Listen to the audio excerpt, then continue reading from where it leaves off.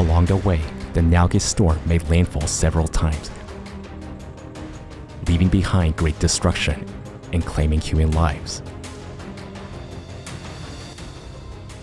Known in the Philippines as Paeng, the storm hit the archipelago on October 28, 2022. The extensive rainfall that accompanied the storm caused flash floods and numerous landslides in the south of the country. Despite the fact that several thousand people were evacuated in advance from the path of the impending disaster, casualties could not be avoided. The tragic event took place in the rural community of Cuxing in the province of Maguindanao. Here, every year, for many years, disaster preparedness drills were held for local residents.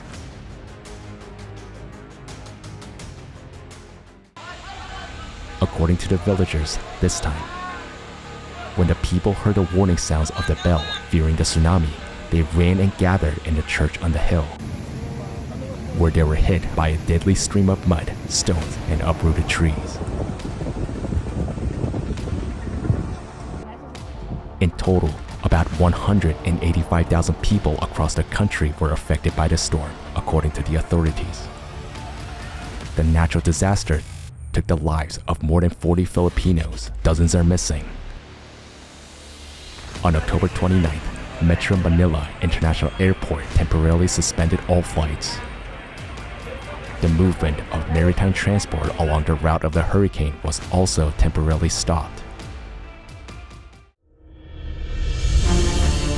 What do we know about the real causes of the record rate of increase in natural disasters?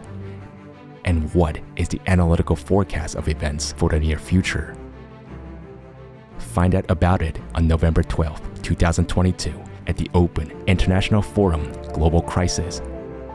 Our survival is in unity.